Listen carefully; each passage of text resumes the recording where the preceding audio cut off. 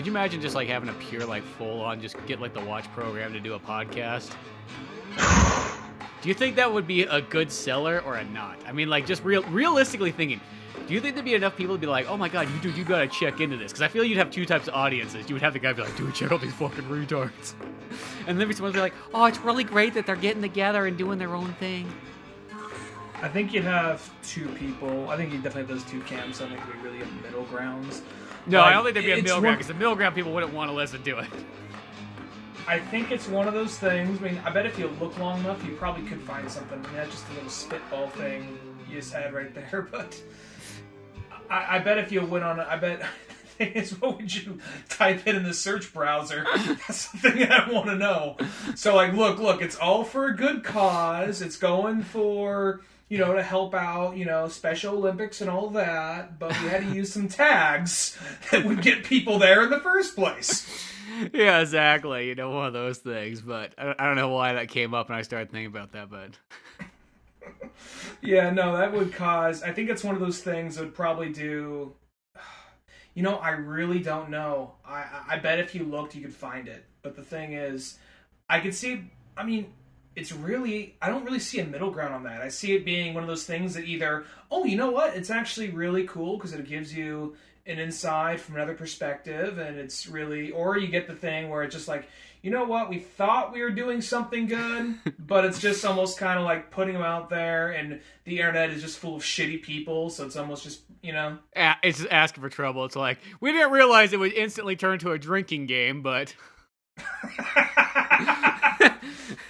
Apparently this podcast is very popular in bars.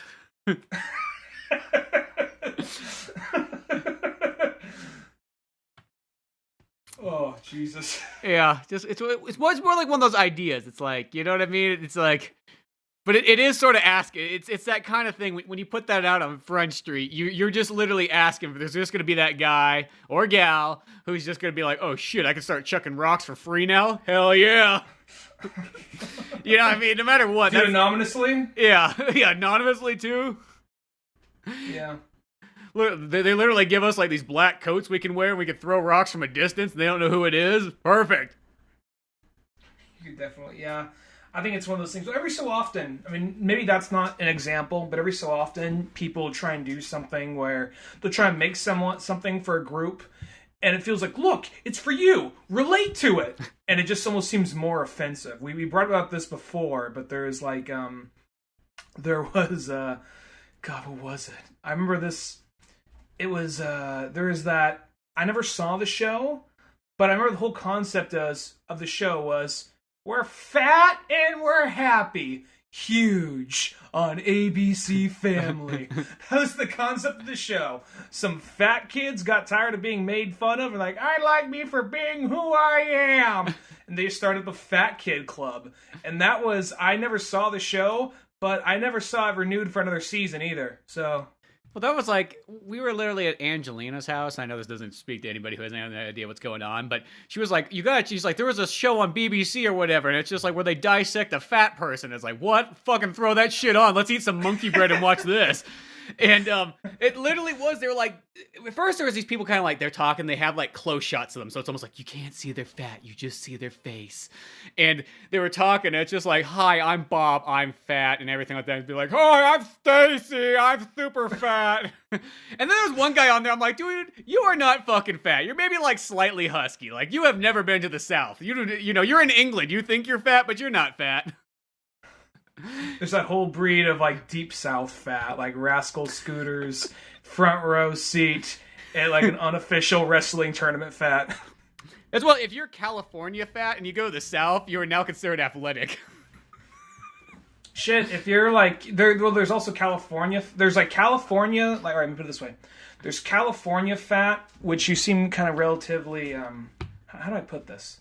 There's like big city California skinny, which is like, that's most people in shape. That's like Los Angeles. That's San Francisco. Mm-hmm. So when I moved here, I was like, oh, I'm in decent shape. Then I came here, I'm like, oh, no, I'm not in decent shape. Look at all these fuckers. They're doing like yoga for breakfast and doing like liposuctions for lunch. Exactly. But then I go back to Sonora, like, oh, fuck, I'm a catch. Well, it's like in the South, like when you go in the gym, there'd be all these like fucking jacked dudes and girls and all that stuff. And then you go outside the gym, you're like, where the fuck do they go? They just like disappear, like walk into like another dimension, and then you don't see them anymore because you did not see an athletic person whatsoever on the street. I couldn't figure that one out. There's just like a firefighter like pole. They slide down. Like we got our own community underground. Ting! Yeah, exactly. Well, it's funny going back to this BBC show. This is like my favorite part. Is like there was this doctor who was performing the autopsy. And he's like, yeah, these people are fat, and really what killed them is like, look at, watch, cut this open. See all this yellow stuff right there just wrapped around the heart? Yeah, heart failure right there. But this guy was fucking one of the fattest guys on the show was this doctor. I mean, we were joking, like, dude, his fucking belly's up there helping him with the operation here. It's, you know what I mean? He's just setting shit on it for like, yeah. I'll save that for later. And his neck's all hanging down and stuff like that. Like, yeah, these fat fucks, you know? And I just like, is this guy one of those kind of guys who's like, yeah, I'm so fucking athletically sexy. You know what I mean? God, they wish they were like as good a shape as me. Be like, you see this? Look how fat the fucking foot is right there. You know, not like my athletic calves. Oh, yeah, look at that. Flex that muscle. Yep, yeah.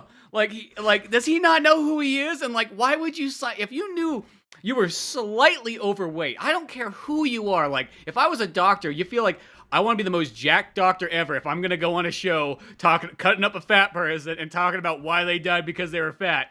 If I am slightly overweight, I feel like I'm not the guy for the position. Sorry, I can't. Who am I to speak on this? Well, I feel like it's one of those things like, yeah, look, I may be fucking fat, but how many of these fat fucks have a PhD? Yeah, you know what I mean? That's something I got over on them. Yeah, cut me open. See how much fat you can find. PhD, you know, it just burns away fat. It's a secret, you know? Secret of the college community. He's like, nurse, scalpel. She like reaches into one of his neck folds, pulls it out. Oh, there it goes. Oh, forgot it. See, it's not fat. It's just a little extra pockets. Just lifts it up like a muffin rolls out. Like, oh, fuck, I was saving that for later. But it was just one of those ones. It was just kind of funny how the show went, and just like you just couldn't help but joke and laugh. Which I really feel like this is the start of Old Man Orange podcast, and we just like have either lost or gained two demographics. I'm not too sure. We talked about the special ed podcast, and we talked about a fat show and about a fat guy cutting open fat people, and you just couldn't help but laugh. And I'm Ryan Dunnigan, and I'm Spencer Scott Holmes. Yeah, so I guess that's you're in, you're out. People probably saw something like a tag for Superman, like, oh, Superman, that gives me hope. That gives me, you know, dreams. Makes me think everything's going to be okay. And you say, oh, we're all going to die one day. We're all fat. What if special ed had a podcast? Yeah. Yeah. Well, and what I learned too is British people, they say 67% of people are overweight there, but what they consider overweight is nothing compared to like the U.S., I think. Oh, yeah. No, there's under... I mean, shit, they had to import a fat person from the U.S., I think, is how they got that body. It wasn't even like one of those ones like, oh, look at this guy. He choked on his biscuits and gravy. Or not biscuits, gravy on his... That's a guy in the South. Or the guy in Tuolumne County, I'm not too sure. But no, they're like, oh, he choked on his crumpets. You know what I mean? No, it's just like they literally shipped somebody, I almost want to say from fucking like California or something like that. So they found one of the random like fat people in California. You just see a couple of safari guys outside of McDonald's. Oh, there's one of them. There he is. As we move. Oh. I think we got it. He's like choking on a fucking like, you know, breakfast burrito or something. Like, oh, I think this is it. Johnny, we got him. I'll block off the ambulance. The guy goes to yawn. He's like, get the fry gun out. We'll shoot a fry into the back of his throat. An American can't resist a fry. Especially if it's a French fry. It's an ironic thing, really. We haven't been able to figure it out yet, but Americans love to eat their things called French fries, but they hate the French. It's funny how that pans out. No, I could just see, like, them bringing the body in, like it's a fucking, like, T-Rex from a helicopter from Jurassic Park. Yeah. No. What do they got in there? Oh, a guy from California. What? I know, exactly. You saw that new Jurassic Park. Oh, yeah, I saw it. What do you think about that one? I know people seem to be loving the fuck out of this movie, but I felt like as a Jurassic Park fan, like, I really enjoyed it, but it was definitely my least favorite of the movies. I'll be honest. I noticed a lot of people kind of being not as divisive as Last Jedi, but I noticed a lot of people being very split on this. I liked it. I thought it was fun. You know what? I feel kind of the same way about this that I did about Last Jedi. Like it had like all the right formula and all the right guts to be probably one of the best ones, but just the way it was executed didn't pan out. as well. Don't get me wrong, I like Last Jedi. I even own it. But as far as the new 4, that's definitely my least favorite. But this one right here, I'd say it's probably my least favorite Jurassic Park movie. It was a fun movie. Yeah. It was a fun adventure movie, and it has like, I noticed there's like, I'm into it at the beginning, the middle, there's a little bit of a lull. The third one, I get kind of back into it, but there wasn't as many close calls. I think one of my favorite things about Jurassic Park is the close calls of where they're close quarters with the dinosaur. They just barely get out of there, whether they do or they don't. And this one, there's a big lull where that doesn't happen for a while. Well, really, it's like, I think the first act is extremely strong. Like, that movie fucking starts off great. Like, because when I was watching it, I'm like, oh shit, this is going to be maybe like, most likely it's never going to beat out Jurassic Park or The Lost World. That's like the given. But maybe it can take that middle place. That's what I was kind of almost thinking when I was initially watching it. But then it's almost like once they leave the island, it's kind of weird how that goes by actually way fast. Like, oh yeah, that volcano's going. Go get those dinosaurs, last minute. Come on, chop, chop. And they go and get that, and then they kind of come back, and then there's this part where it's just like, okay, we're bringing dinosaurs in, bringing them into northern San Francisco area, put them, Redwoods area. That's when I think about where I'm going to put a dinosaur at, I'm going to bring it to fucking Northern California and drop it off. But, okay, whatever, that's fine, I guess, if that's where you are. I guess it's a better idea than San Diego, maybe, but that's only one dinosaur, not fucking, like, all of them. Mm-hmm. Well, I knew the thing is, this is another example of showing too much in the trailer, because the trailer really did give away like almost everything in this movie, just about. I don't mean like in a bad way, but like there was no surprising location. Well, there is a part in the trailer where like, we're going there to save the dinosaurs, and they show them on the beach, and Bryce Dallas Howard slams her hand against the ground. They lied to us, and then we see a bunch of like guys in suits, like, examining a dinosaur. Like, evil! There's a dinosaur right there. That would go perfect in my kitchen. Exactly. You got those. You had all those guys, and then you had, you saw the Endoraptor, whatever it was, crawling around in the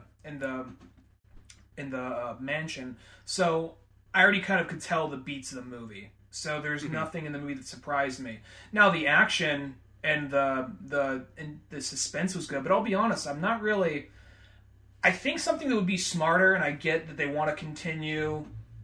It's probably they want you to grow attached to the cast of characters. I think something like Jurassic Park almost makes more sense to have more new characters as you go on. The reason I say that is because, well, I know Bryce Dallas Howard and Star-Lord, Chris Pratt. I know they're going to make it out alive because I think I heard they're contracted for another movie. I might be wrong, but I think I heard that. But either way, I'm not worried about them dying. And then I was like, well, that girl right there, she might die. I hope she doesn't because I like her. The dude with the afro, I hope he dies because he's really annoying. Yeah, fuck that guy. Chances are... That was the only downfall. They had two obnoxious characters in it, like the Mexican lady and the afro fuck. And... at least the upside, though, is they kind of got, like, knocked out of the movie for a while, and you just never saw them for a while, because it's just, like, these... They did the thing where they throw those characters in. They got put in a cupboard, basically. They have too extreme of personalities, you know what I mean? Just be like... It's just, like, dial that back just a little bit, because the one guy's like, I'm fucking nerdy! And it's just like, whoop, whoop, whoop, whoop, whoop, oh, there's a dinosaur! I've never been outside before! And it's like he's slipping over his own dick, but the only thing he can do, it's like, oh, we need you. Get on that computer over there and do your nerd thing. You know what I mean? Like, oh, I'll type it in. Hurry that fuck up. The dinosaurs and fucking hot lava coming down. It's like, shit. And then the other lady's just like, she's like, yo, what's up? Just sling my dick out. I'm a doctor. What's going on? She's just almost a little too, like, forward, like, be like, yeah, I'm the tough woman. What about it? And always tough women, I don't know what they are. They always get stereotyped towards, like, Mexicans. I don't know why that always is. It's like Alien or something. That, like, well, it's kind of like, yeah, Alien, Fast and the Furious. Yeah. I think, well... What's up? Go see my dick. She can... Well, at least they made her, like, at least it wasn't like she's, like, the chick with, like, the machine... Oh, yeah, I guess her name's Genesis something. Michelle Rodriguez, I guess we are just waiting for that movie now. It's just plotting. Yeah, she literally did. Don't get me wrong, I love Michelle Rodriguez, but she literally got to the point where she played that character so much that she got to the point where she literally whipped the dick out at one point, like, what up? Think you're fucking tough. What's it called again? The Assignment? The Assignment. I really got to see that. You got to see it. This is what happens when Walter Hill was the director. Yeah, when you're 70 years old and you've made a bunch of classic movies and you decide, fuck it, you know what? Chick with a dick. Chick with a dick. The Assignment. I just imagine that's like a silhouette of her in the shower with a big floppy cock. I imagine that's the poster. There's maybe a machine gun in the corner. Okay, it's so an you know it's movie. an action movie at least. but she didn't really bother me that much. I mean, I did get the sense of like, okay, strong woman who knows her science shit. I mean, that's the thing about Jurassic Park movies. They've always, the only one, I mean, truth be told, I like them. I mean, I like them all, but I like them less as they go on. I mean, I think they start off strongest and they get weaker as they. You know what I really think it is? It's missing the Steven Spielberg element, because you could kind of tell that right after Steven Spielberg, like literally, like not producer, like when he stops directing, there is a big difference in those movies almost afterwards. They almost become kind of like, they're still fun, but they become almost like Hollywood blockbuster movies. I know some people might say that Jurassic Park and Lost World's that, but when you got Steven involved, Steven can make a Hollywood blockbuster movie that still is like almost like an artsy picture at the same time. Like it still has all the depth and stuff that's in there, which I feel like kind of like this new one. It was more just like a fun ride more than it was like a depthful movie. And I feel if Jurassic Park, and I know some people be like, that's fucking weird, but it's like, you need a little bit more depth in Jurassic Park. It's a fucking science movie at the end of the day. Well, the characters have a lot of nuance in Jurassic Park. The very first Jurassic Park, you know, Ian Malcolm, he's very forward with it, but he's still a fun character to listen to, and Jeff Goldblum is fun to watch. And unintentionally became kind of like really funny years down the line, because people will talk about, oh yeah, Jeff Goldblum's in that movie. Then years down the line, people always referencing the that weird dinosaur laugh he does, and then the whole, you know, shirtless thing. There's always memes of that. And then there is Dr. Grant, and how he was this guy who was kind of stuck in the past but trying to move forward, and he was obsessed with things from the past. So something about and like, you know, the whole thing about, well, maybe I do want kids, I don't fucking know, but that whole thing in the first one, I think there's just somebody, I don't remember who said it, but someone said he did a good job of balancing whimsy with horror. Like, oh wow, things are wonderful, oh shit, it's gonna kill us. Yeah, then once you get a closer look, it's fucked. So now that people know that, and they keep on, I mean, I think they came up with good enough reasons in the first two. Like, okay, he wants to go on a rescue. Okay, he got dragged along to something he didn't want to go do to go save this fucking kid from people who aren't actually billionaires. And then the fourth, it's like, oh, you actually went and made the theme park again? Oh, all right, well, let's see what happens. And then this one's like, all right, well, we're avoiding the theme park thing. Like the beginning, I'll say this. The beginning, I think that's a great scary opening. At the exact same time, though, I was kind of like, for how, all right, hear me out on this. I mean, it leads to some cool images, but like, okay, you're going in there, like, whatever's in here now is fucking dead, so, you know the big fucking fish monster thing is going to chomp that little submarine. And they don't actually show it. They are very, like, they show the light underwater, you see the light go out, I'm like, all right, that's enough, we get the point. And then there's the one guy, here's the thing, okay? He's in the rain, working on like, okay, we got to get this gate open to get something or whatever. And as he's trying to get the fucking thing open, there's guys behind him yelling and screaming at him. And I like the thing they did. Like every time the lightning flashed, T-Rex was a little closer. And I like that. That was cool. But it's like, he's like, what is it? What is it? It's like, did you not read the brochure? Did you not read the pamphlet? You just like browse through it. I get it. There's, you know, it's tropical or whatever. Job's a job, right? You know. Don't eat the shellfish. Okay, cool. No, it's like, bitch, you're on an island filled with dinosaurs. These guys are screaming at the top of their lungs. You got a fucking T-Rex on your jacket. Like it's on the logo. Yeah, I mean, it's hard to narrow down. We're like, what is it? What is it? And the guy's getting away. And I like that whole scene. The guy's getting away, and even like that near escape thing. Like, the T-Rex bites onto the ladder from the helicopter, and they break away. And he's like, we made it! All of a sudden, the big old fucking fish dinosaur thing jumps out, chomps that fucker, and goes down. Like, so there's a lot of things like that in the movie I like. It's one of those things where there's just a lot of stupid things people do in the movie.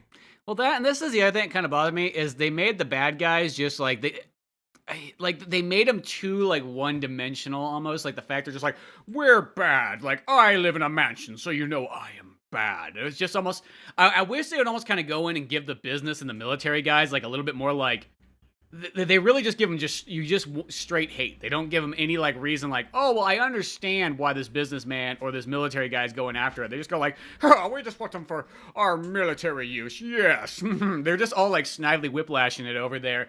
And once again, I feel like almost in like the first two like almost even Injun, I feel like I can get a little bit why Injun's going to the island and taking this stuff, and then like I just want to say Rolanto, but I know his name's Roland, I think, in Lost World. Like that guy, even though he's like a bad guy, like I like that character, you know what I mean? But this guy, like they give the hunter guy in this one, and they just give him like no love. He just seems like a total douchebag, you know what I mean? Like he's making a necklace out of every dinosaur. Yeah, it's just like it's just like they just get this like too much in like these guys are bad. They're so bad. Like almost that kind of like point where you get like it happens on both like the left and right side, but where you almost don't even look at the other person's points anymore. You just only look at your own, and that's how that kind of felt. And that to me just felt like kind of bland. And even like when you get towards the ending part of it, spoilers, there's the part where they're like, oh shit, the dinosaurs are dying from the carbon monoxide or whatever the fuck's going on. The gas is leaking and so on. It's like, well, you know what? Fucking let's just let it kill her there. And I thought at first, like, oh shit, they're gonna go up. That's a nice ballsy ending. I think that makes sense. Like, just kill the dinosaurs off. I mean, like, you can always find a new way to get them back. Like, some guy's fucking pocketing like a fucking Barbasol can of like, Velociraptors. I mean, there's always another way you can bring dinosaurs back. But it's just like, and then the little girl's like, if they, she likes like, if they have to die, I should die too, because I'm a clone. Yeah. We're one and the same. And it's almost like it was once, like, I just felt like, that to me felt so, I don't know, maybe just the older I get, it's like, no, sometimes there's a point where death has to happen, and that's just kind of how it is, you know what I mean? And then they fucking just release the dinosaurs out in the fucking San Francisco and Northern California, just be like, well, let's just see what fucking happens. So, what does that mean? Like, the next movie's gonna be like fucking Mad Max or something like that? What the hell is going on? That was like... I will say the way it ends makes me look forward to the next one because it sounds interesting still. It's such a departure. I think we could have just got there a different way, rather than a little girl being kind of. I mean, I'll say this: that's better. She's like, than like fuck the outside world. Presses the button, just like slowly turns, no blinking whatsoever. Be like, I fucking hate them all. That's what my father raised me as. Just like so fucking creepy. And then she takes flight somehow. You're like, shit, I thought she was just a clone.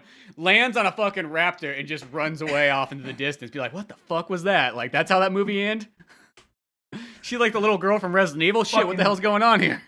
Fucking donkey punches the back of Blue. Like tongue pops out. He just turns into like a fucking Yoshi. Fucking Blue jumps up the air. It's like, like legs fucking spinning and so on. Bongo drum noises as she does it.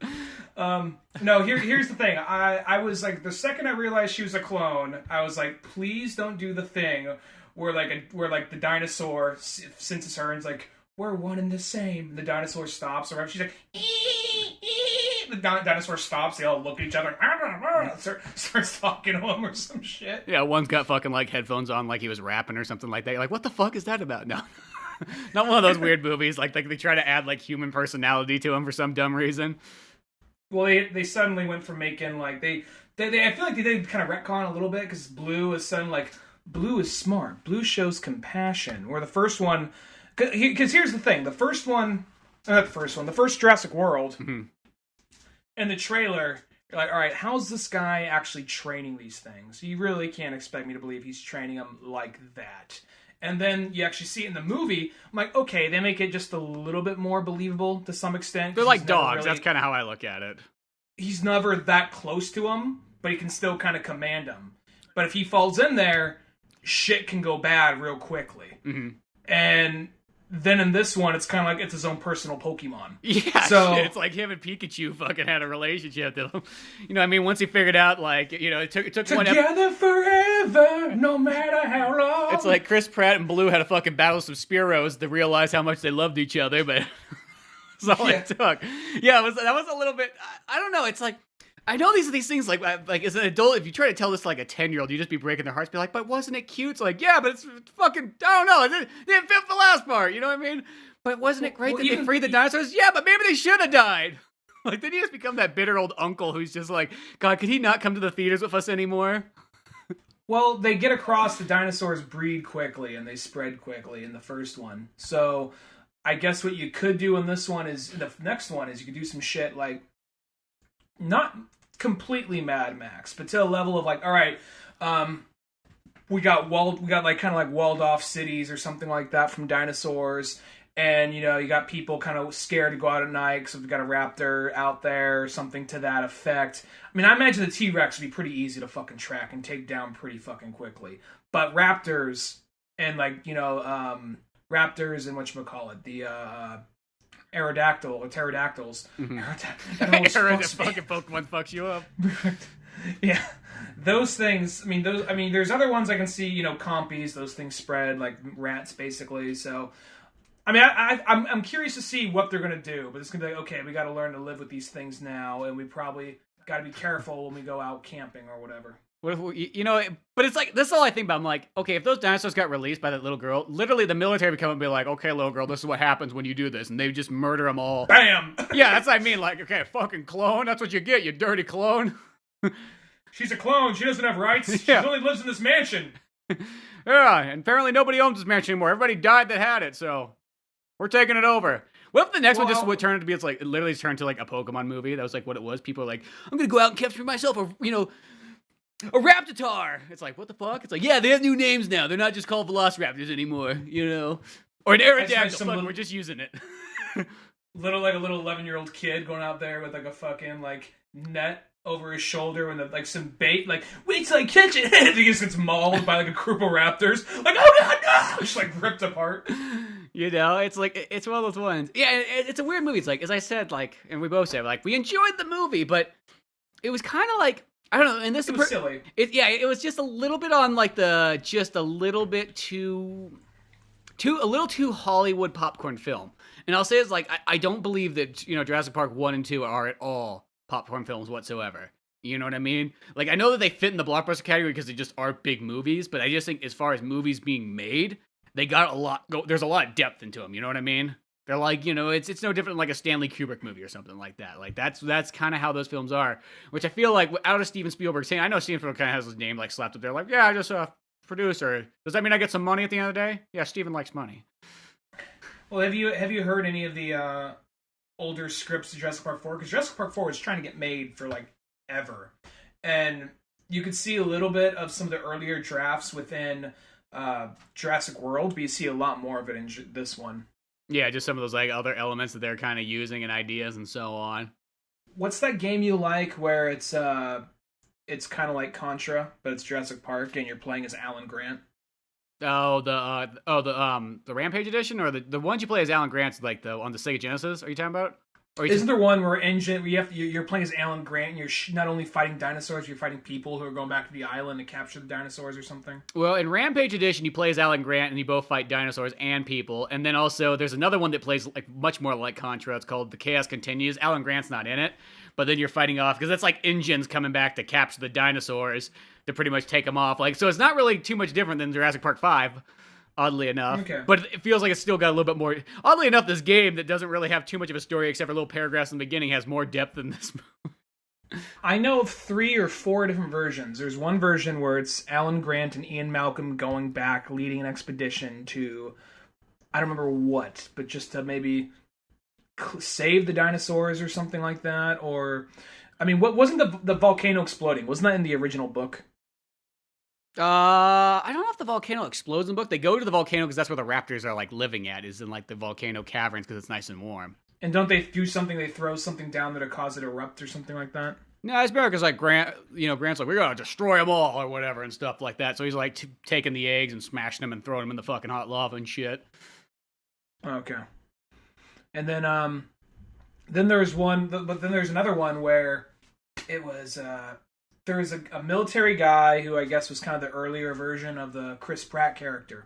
He was a military, ex-Marines, all this and that, and an animal trainer. And he's being hired by, I think, John Hammond to go retrieve the Barbasol can.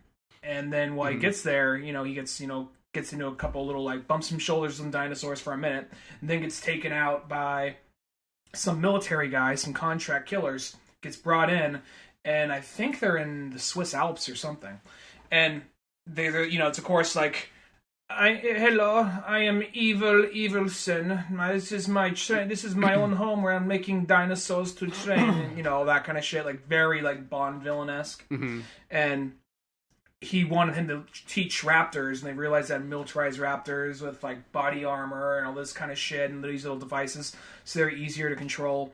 And at some point, they're going to like some cartel leader, and we're going after like some Scarface like guy and leading a team of raptors. They're coming down by parachutes, and eventually the raptors, they scratch their shit off at the little like control devices and then just turn on everybody in there.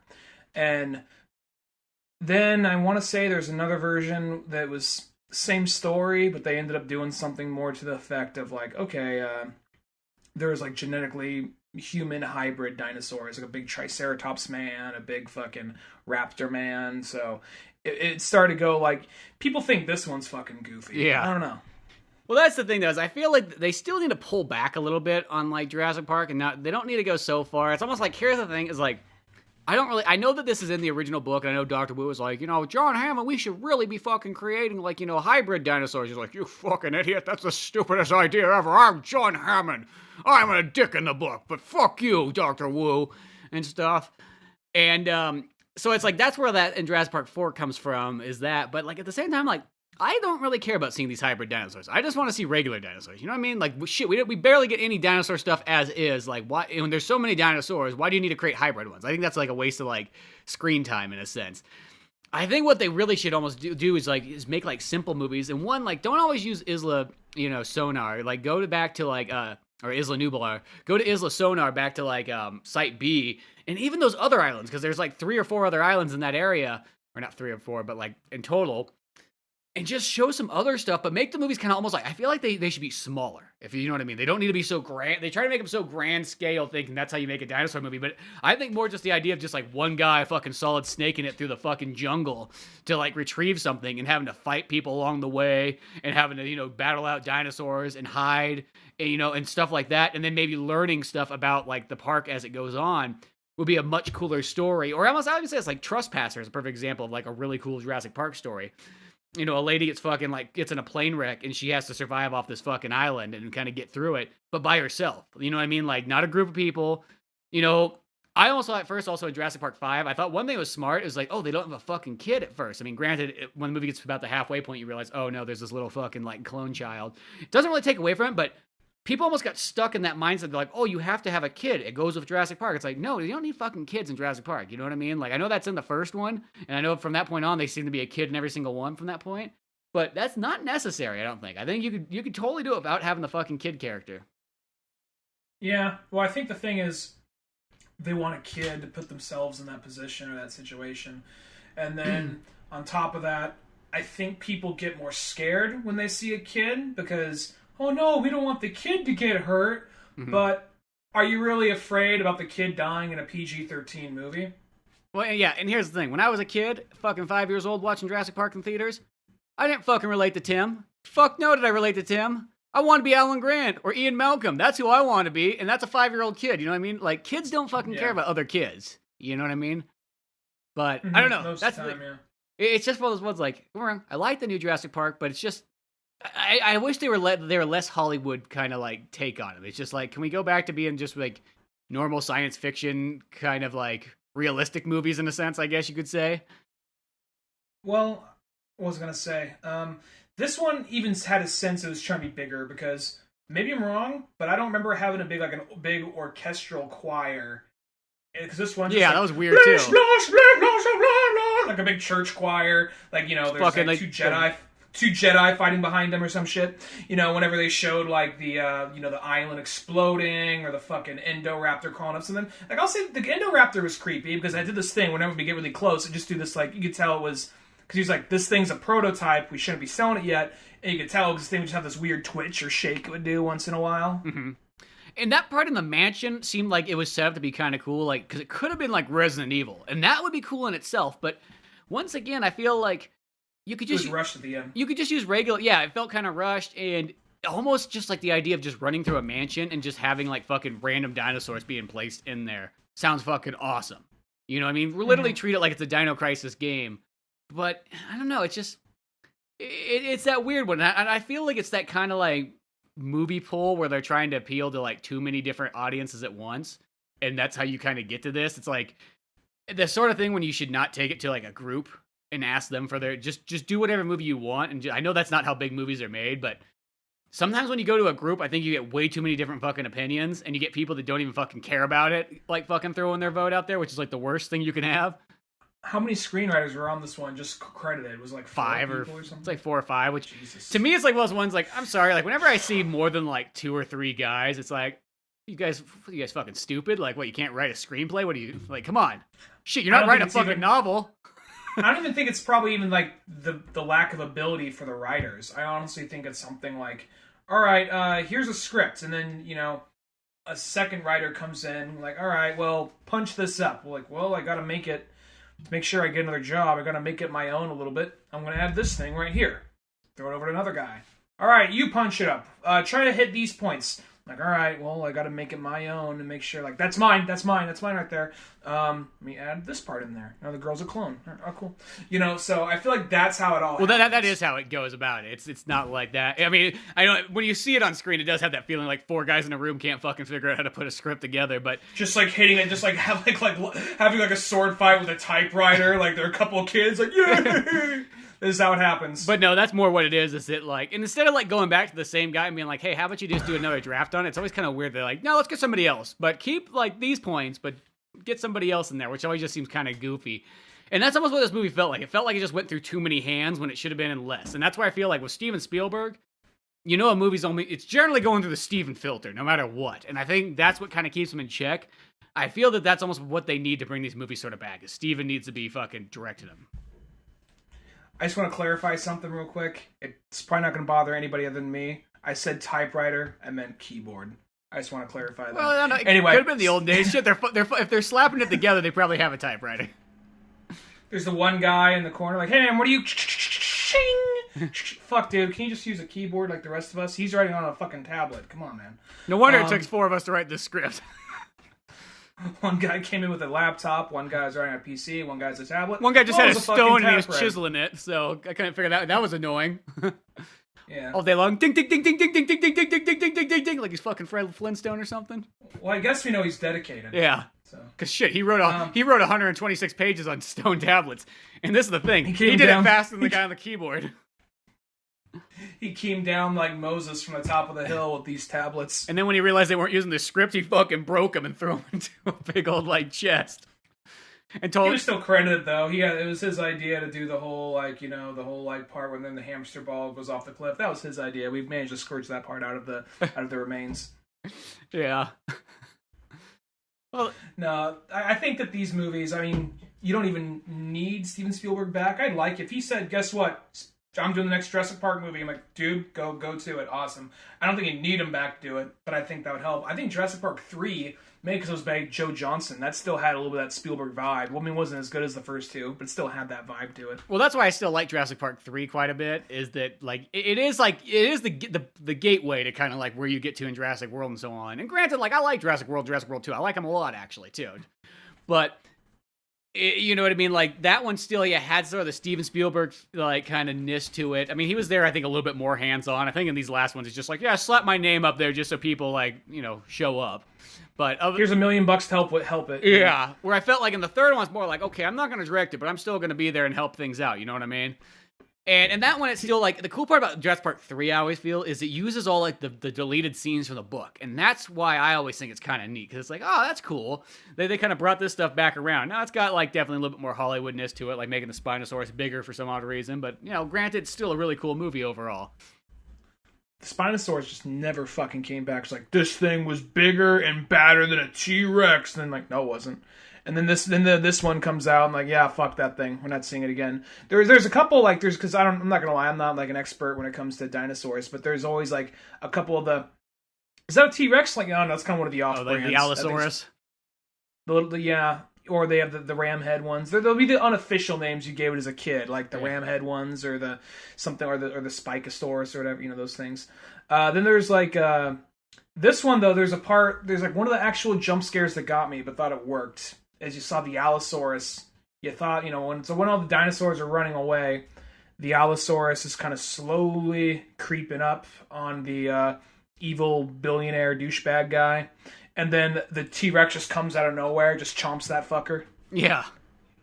And then they both, or well, I can't remember how that fucking even billionaire guy dies. He gets like smashed around the car or something. Isn't that how it works? No, he hides under the car. All the dinosaurs are rampaging through, and he crawls out. In the background, you see the Allosaurus kind of creeping around, like supposed to come for him. It's all blurred out in the background.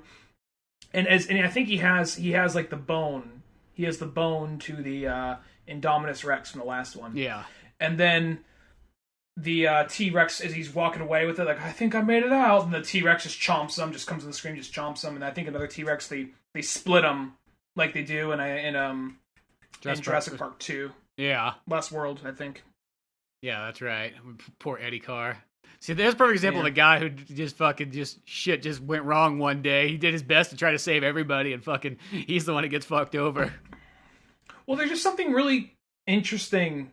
This made me want to go back and watch the original Jurassic Park. And when I was watching it, something's still so interesting and thrilling about the first T-Rex scene.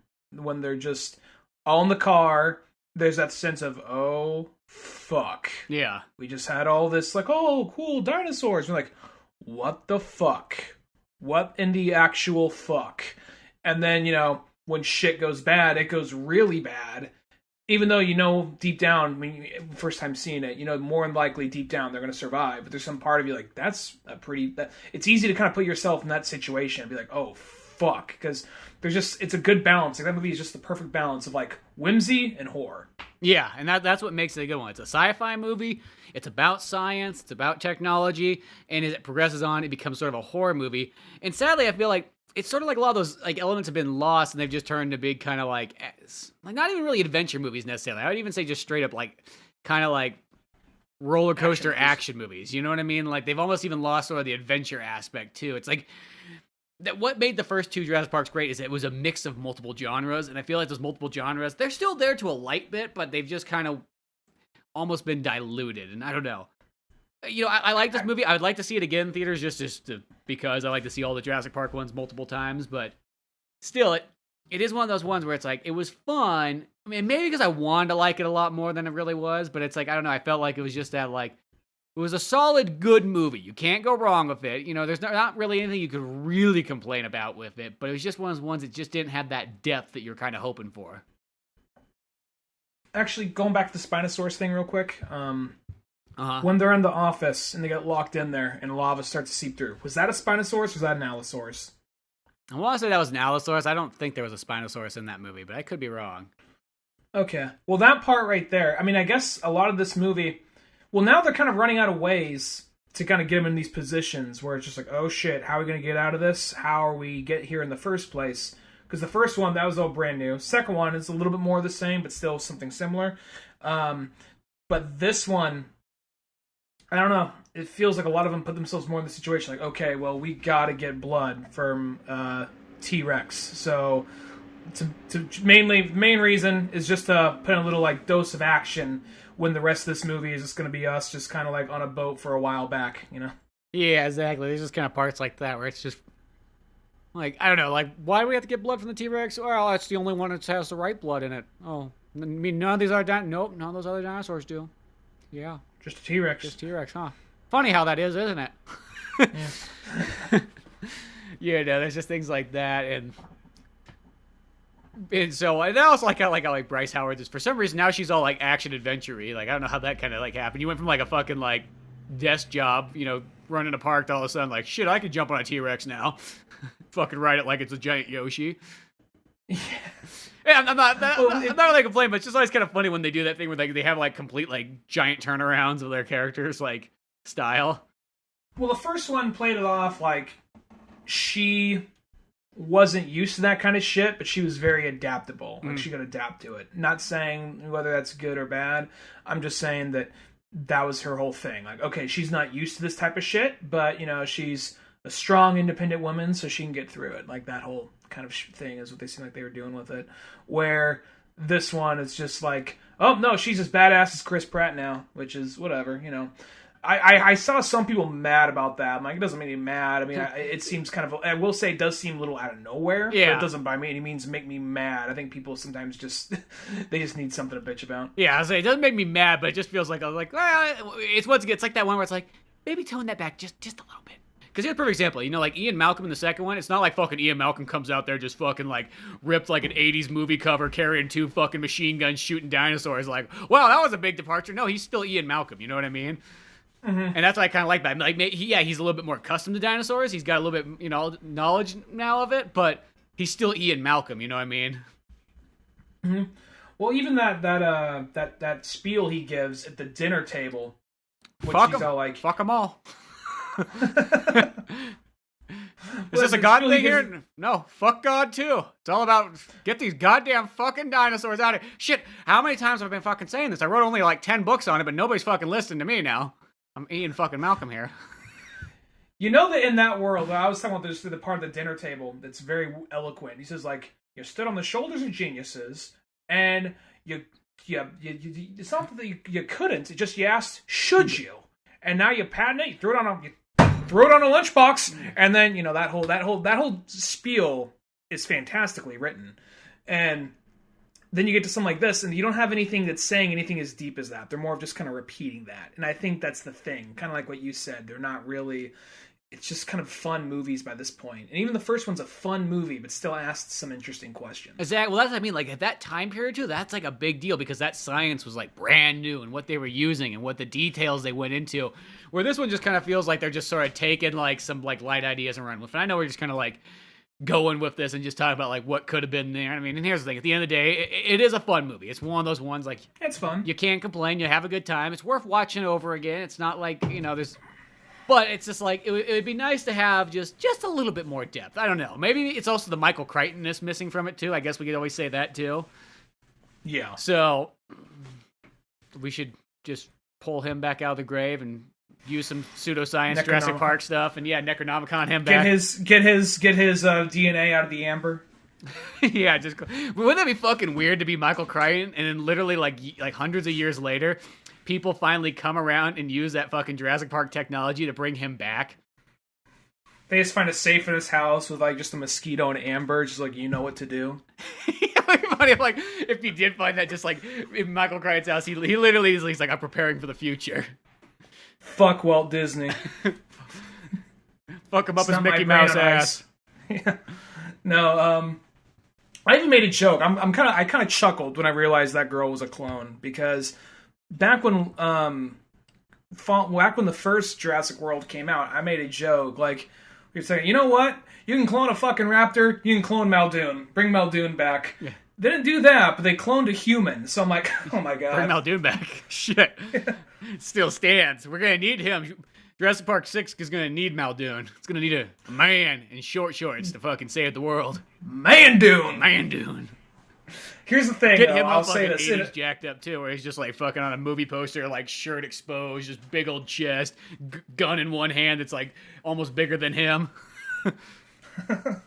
So they try that clever girl thing on him again. He's like, not this time. Yeah. But I just want to say one more thing about this, not so much with the movie. In a world this day and age, where you have Jeff Goldblum saying, "Fuck these dinosaurs. Fuck these dinosaurs. They're gonna kill us. It has nothing to do with God. Was not time. I've been saying this for a long fucking time. We gotta kill these fucking dinosaurs." He would be viewed as like some kind of like alt-right guy today. Like, oh yeah, of course, he's some like fucking rich, well-educated fucking professor telling us that fucking dinosaurs in nature are bad. Like, yeah, I see the fucking bags. They nearly fucking ate me, and it's happened more than once. Happened in San Diego. Oh, whatever, man. You can't get ready to like for the future. It's like, oh, this guy can't even finish a fucking sentence. I don't believe this shit. That's what the future's Pokemon, man. Take that, Ian. Don't you take away my Pokemon dreams from me. Like, this thing is not gonna be your best friend. It's just gonna try and fucking kill you and eat you. Not if I trade it! Not if I get it when it's young! Like, it's a fucking reptile. It's not a fucking mammal. Even mammals are known to gnaw people's fucking faces off once you get known because they're fucking animal. Alright, Doctor. Ian, which Grant? Not Grant. No, Malcolm. Malcolm. Alright, Dr. Sadler, Malcolm. Whichever one you Eddie are. Carr, whatever. Just get out of here, you. One of the only guys that survived off Dinosaur Island. Just get on out of here, you. Thank you for your time. Wow, this fucking bullshit. I know. You know what? This would be a Jurassic Park 6 if they just fucking listen to me. They just fucking listen to me. That's all they had to fucking do. Just fucking listen to Ian. He's just in like a concrete house with barbed wired fence all over there. You're like, Dr. Malcolm! Fuck you, I already told you. No! Just dinosaur pulls him away. He's just like, the guy outside. He's like, I'm not leaving my bunker now. I prepared for this. Going out. I know you guys didn't fucking prepare for this, but I've been spending the last 25 years fucking preparing for this. Now I just got like a bottle of water so I can just test chaos theory on myself here. Fuck you. Doesn't get old to me. It's fine. Then next thing you know, his daughter would be out there and be like, Ian, you gotta come save your daughter. Fuck. Not again. You know what? I told her. You know what? This is it. I told her, you know, don't come out here. Don't come to the island. You know, she broke it twice. You know what? She's a grown woman now. She can handle it. Not the fucking deal with this shit. She's doing her gymnastics, just backflipping, kicking dinosaurs. Yeah, exactly. Well, another movie. Speaking of other movies that somehow, some way got sort of released earlier than they're supposed to, and so on, but especially fucking way earlier than their fucking Blu-ray release date, which is always kind of a weird thing. But the new Superman DCU movie, Superman Death of Super, or what's it called? The Death of Superman. Death of Superman. You know, not like you've never seen this before, but I will say it is kind of cool because it does actually have a lot more different feel. Because when I saw that initial trailer for it, whenever the last movie came out, and they're like, "Who's doing Death of Superman again?" And I don't know what it is. DC sort of does this. I notice it's kind of a problem that they kind of have where when something's kind of popular, they're like, let's do that about 3 times more over, like throughout our other shows and movies and so on. And, you know, because really think about it, it was only 10 years ago that the Superman Doomsday came out, right? And that was, you know, the first DCU movie. So that to me, 10 years ago is not that long, you know? Yeah. And then granted, Batman v Superman and Justice League is pretty much, you know, another Death of Superman story as well. So you got that one there. So then when I kind of heard it's like, we're going to do it again. And, you know, it's kind of like, oh, okay. But I will say that the way they kind of go about in this one, it's almost refreshing enough that's like, that actually is kind of cool. You know, I mean, yeah, it's something you've seen before, but definitely in a different vision. Well, the thing about the first one they did, the first Death of Superman, that's going in like, okay, guys, you know who Superman is. We're just going to get this thing rolling here. And then we come into Batman v Superman. And the thing is, I guess I still like Batman v Superman, but the big problem with it is they're having all these problems that seem like problems of people that have known each other for a long time. Mm-hmm. Like, I think there would be way more weight to Superman's death, A, if I knew he wasn't coming back in the next movie, B, if he and Batman were long-term friends who suddenly had to go blow to blow. Now, I don't mind if they meet each other and there's a fuck you, no fuck you, like back and forth for a little while, because that happens like in every time superheroes meet for the first time. Yeah. But to try and make it like Dark Knight Returns, when it's like, you know what, there's a lot of history behind Dark Knight Returns and when they first meet for the first time. But not when they meet for the first time, but when they're coming to fighting. It's like two best friends having the worst breakup possible. That's what Dark Knight Returns is. And this is just like, fuck that guy. Why? I had a bad dream. All right. Where this one, it's more of like this. They started to do the thing where they all started to build up upon each other. Like these, not all these movies, but most of these movies take place in the same universe. So now there actually does feel like some weight to Superman dying in this. Yeah. You know, and it's probably like, what, they've been doing this kind of like run for about 3 years, I'd say, almost by now.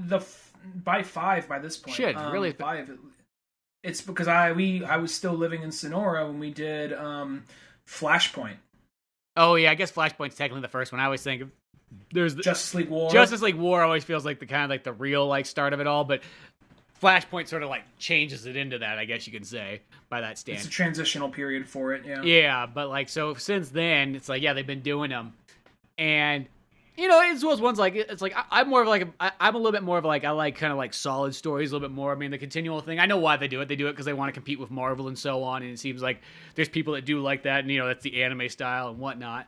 But I kind of like the episodic thing a little bit more, but whatever, all these movies are all good, pretty much, at the end of the day, and so you're building up to it, you know, you got all your Justice League in here, you got your Batman, your Wonder Woman, and so on, and I think just the kind of the cool way of going about, like, okay, we know Deathstroke's coming, we know, or not Deathstroke, fucking, Doomsday, you know, we know somebody of a D name is coming by, and what I like about it is, like, instead it's like, what makes it feel like such, like, a tough battle is literally the entire Justice League fucking has to go fight it. And, first fucking, Hawkman gets taken out and so on. And then next, Green Lantern's in there battling it, and Aquaman and Wonder Woman. And then even Batman just like, fuck. You just see Batman just like perched up on a sign at one point, just like, hopefully he can't see me up here. Oh shit, there he is. Because everybody else is like, got fucking superpowers, magical rings, they got a fucking club and wings. I got nothing. I got bombs, got batarang, got my inner monologue. He lasted longer than everybody else. No, granted, somehow, some way. I don't know how he like fucking bat tricked his way out of that one. No, but like the thing with it is because even like the Justice League that fights him, I don't remember if it's Wonder Woman, but I remember it's a really weird, random early '90s Justice League that kind of goes toe to toe with them in the comic. And this one, it's a little bit more of like, okay, here's Justice League members you all know pretty well, and the thing about the first book, about the book, was it's just one long. At first, it's like there's underground people. I got to stop and help for a second. And then by the end, like Doomsday comes to Earth, and then we just build up from there. Just Doomsday crashing through the city, and Superman, and other people trying to stop him. Superman stops him, and it reaches the point where each book there's less and less panels until like it's the last book where it's just every page is one single large panel essentially, and until you get to where he dies, and there's a big spread of him dead in Lois's arms. Now the thing with this one is there's a whole story going on while that's happening, and to be honest, it's actually mostly just. I mean, they have enough action to keep you interested, but it's mostly a lot of like personal shit going on with Superman. What I think is kind of interesting because this whole universe, this whole like setup universe they have for the animated movies, it's like. We know Batman pretty well. It's like, okay, only thing that's going to really sell is Batman and Justice League. So if you want Aquaman, you got to do a Justice League Aquaman movie. Mm-hmm. You want to do Flash, got to be a Flash Justice League movie. So it's one of those, even like Justice League Dark, we'll throw Batman in there. He dresses dark. Yeah, so, slap him on the cover. Yeah, so all these, even to the point of like, the only one they got, like, there's Teen Titans, and that's still like a teen movie, and I think they're writing off Teen Titans Go for that one. So it's one of those things where it feels kind of weird suddenly. I'm glad we got technically a Superman-focused movie, but it feels kind of weird. Like, Superman's been here the whole time with all these characters, but we haven't seen them all just focused in one at a time in a while, Yeah, exactly. And this, because really at the end of it, this is more like a Superman movie that happens to have some Justice League in it. And they're in it a good amount, but you could really say it is a Superman movie more than anything else. Definitely. And it does have this thing where it's like, I guess like I kind of forgot, I'm like, because after a while all these movies kind of just start to run together and things like that, and I'm like, oh, I guess in this universe so far, Lois Lane and Superman don't really know each other super well yet. It's like, oh, kind of, like that kind of threw me off at first. I'm like, oh, she doesn't know? I'm like, because at first they kind of play a scene where they're like in their place. I'm like, well, maybe they're playing it off just so. And then it's like, oh no, she literally doesn't know that he's Superman yet. Oh, okay. Huh. Yeah, I mean, that was another part where just like, I get you want that big dramatic turnaround. Like, you want that like heavy moment, but at the exact same time, I'm like, you're a fucking Pulitzer Prize journalist. And you can't tell the difference between glasses. I mean, I know it was. And I love how he like literally like 40s. He's like, Lois, check it out, I'm Superman. She's like, bah, you're not fucking Superman. He's like, Lois, check this out. He's like, rips his glasses off. He's like, check it out. See? He likes adjusts his head, curls slightly. His hair a little bit. You see the curl now?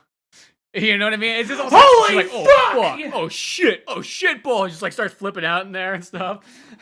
And it's just one of those ones like I felt like, I love how they literally went with it, because that's always the joke. It's like look, you can't tell he takes his glasses off. He puts his glass on. That's the only fucking difference. And it's like, oh, that is it. Because I always like the one. It's like in the Grant Morrison. I think it's in Superman for All Seasons or whatever it is. I like how like All-Star, when he's Clark Kent, it's almost like he blows himself out, so he kind of looks like a big fat like Guloof kind of guy. You know what I mean? Right around like whoa, whoop, whoop, whoop, whoop. So instead, he doesn't even look muscular. He just looks like a big fat guy. Not like a fat guy, but like just like a big husky guy. And then it's almost like when he's Superman, then he's got proper, he's standing up straight. You know what I mean? Looks good, looks strong and everything like that. And nobody's really ever used that too often. And I feel like that's almost something that needs to be more. Is I like just really making Clark. I mean, I'll say this in the old Superman movie. They do get Clark across as a little bit more bumbling and so on like that. And this one, he just seems kind of like not that much more bumbling, just kind of like just a little bit. Yeah, well, you have Chris Reeves that did it, and then not at first, but as time went on, they did it more. And you had this is going to be a weird pull. Tom Welling in Smallville, near the end, they actually addressed it, like, because he's acting like Superman the whole show, and they get to the last, like, I think 2 or 3 seasons of the show. He says, like, you got to start acting like someone else now. He says, I don't like acting like someone else, but I mean, come on, they're going to see through it. You got to really change people's minds here. You got to, and that's how they come up with Clark Kent, the whole persona he puts on, the whole bumbling, where most of the show he's been like Superman the whole time. And then this one, though, I think that is the thing. That's even kind of the thing with, like, in Batman v Superman, because he is like, hello, I am Clark Kent. He's still very straight jaw, like, very much he's like... He's like Eddie Vedder Clark Kent. Not even that. Not even, like, not in the first one. I mean, by the time he gets a job at the planet, but, like, right there, I can kind of see it. But, like, when he gets a job at the planet, even in, like, Batman v Superman, he says, like, Perry, there's something very serious going on in Gotham. We got to get down to the bottom of it. Where it'd be like, God damn it, Kent! Get out there, get on the fucking sports game! Quit chasing the fucking bat! Like, okay, Perry. Yeah, and then you would turn and like slip on a fucking like banana peel or something like that. God, where does he always bring these fucking banana peels with him? He just really likes bananas. He just he has them in his like duffel bag, just drops them just in case. Just in case to slip on it. Yeah, so that's the thing. They've kind of dropped the whole, like, oafish, kind of like, I want to say, like, Grant Morrison got that across in both Superman runs he did, in Action Comics, as well as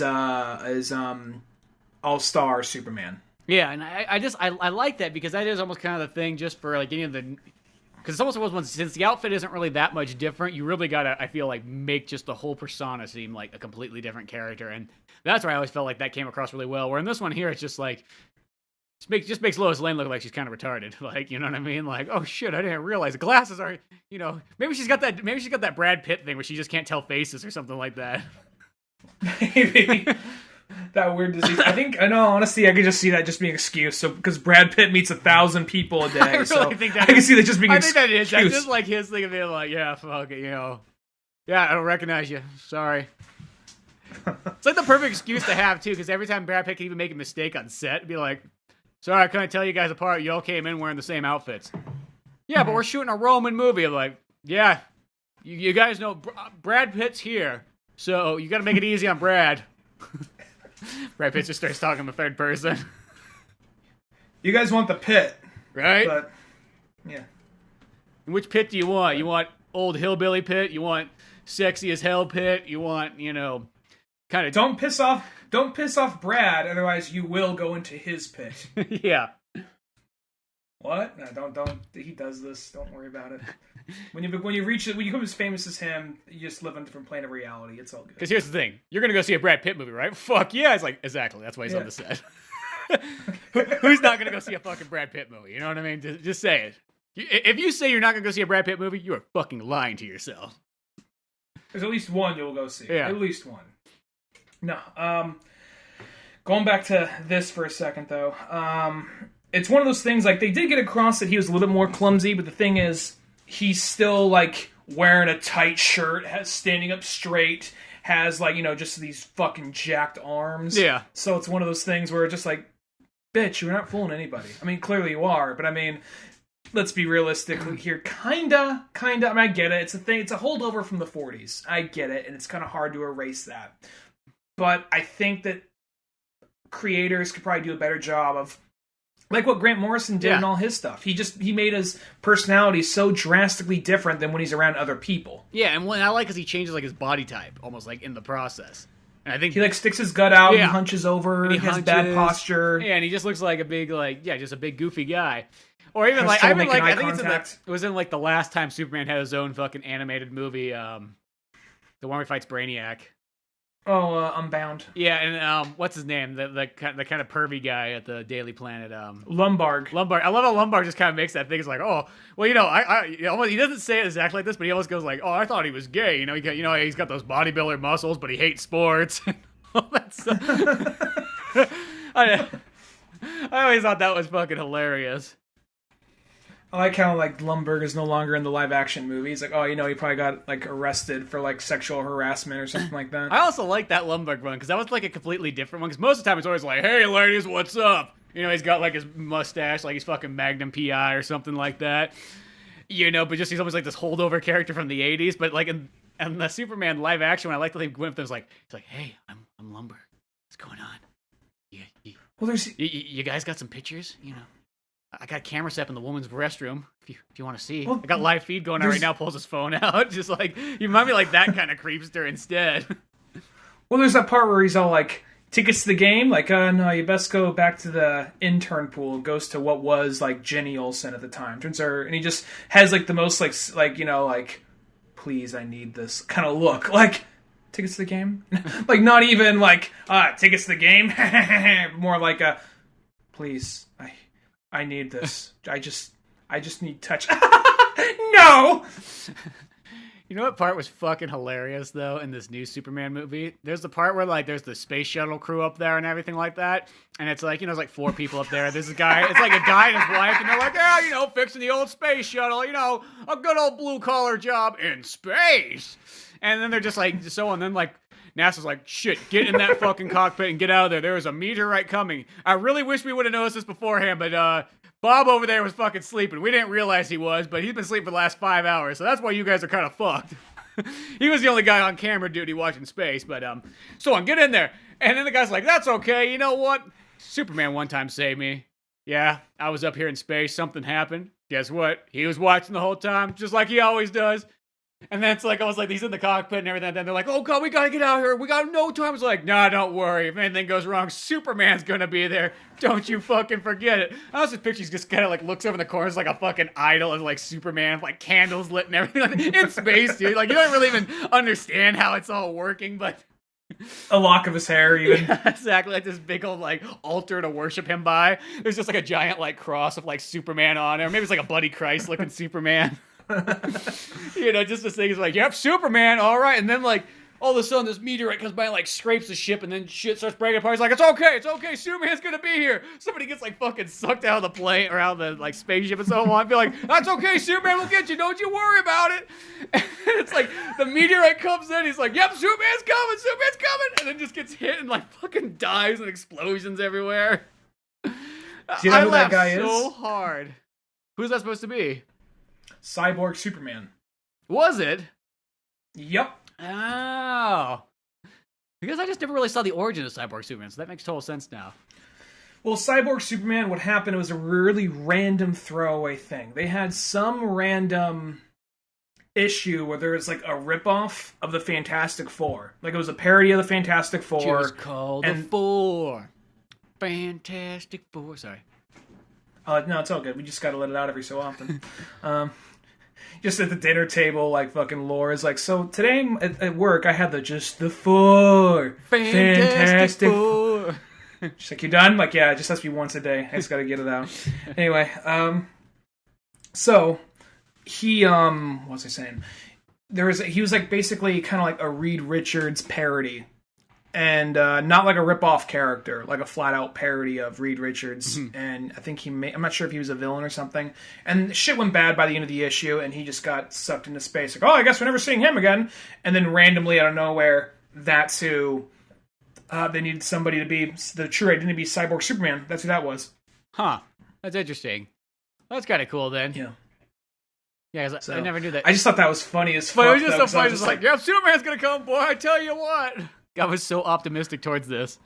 It just made me laugh because it almost made me like almost that like kind of like almost like slap in the face of people that are like heavily religious who like literally just base everything on religion. Like, you know what? I didn't. It's like, oh, money just randomly came in. Good thing Jesus was there. It's like, no, that's not what did it. Fucking your Uncle Frank came by and said, you fucking cheapskate. Here's $300. Keep it going. I'm not coming back next month. And they just, oh, Jesus did this, Jesus did that. It's like, no. That's not how it works. Even Jesus will tell you it's not how it works. Came by and dropped off like $300 for me. Yeah, it's just like, it's like, dude, every single time that you get your paycheck, that doesn't mean that Superman brought it. You fucking worked in space and you got a paycheck. Do you not understand how like a job works? The super religious scientist that works in space. And he's like, oh, well, it's Jesus that got us here. Jesus is how we got into space. Jesus is what's making me breathe right now. It's like, God. Hank, Don't ask me how this guy is a good enough pilot to get this ship going. I mean, it's not like it's a whole lot. You just have to lay back, put on a seatbelt, push a button, and there he is up there. It's just one of those things where I love what Joe Rogan said in one of his stand-up specials. He's like, smartest people that make the rocket ships aren't the ones that fucking fly them. They get some corn-fed motherfucker, slap a Bible under his arm, strap that bitch to a rocket, and send him up while they run behind a corner and speak German. Oh, totally how that's exactly what that guy was. Shit, that guy was like as religious as you could fucking get in this DCU world. For Superman. Yeah, he was all about like the Church of Superman.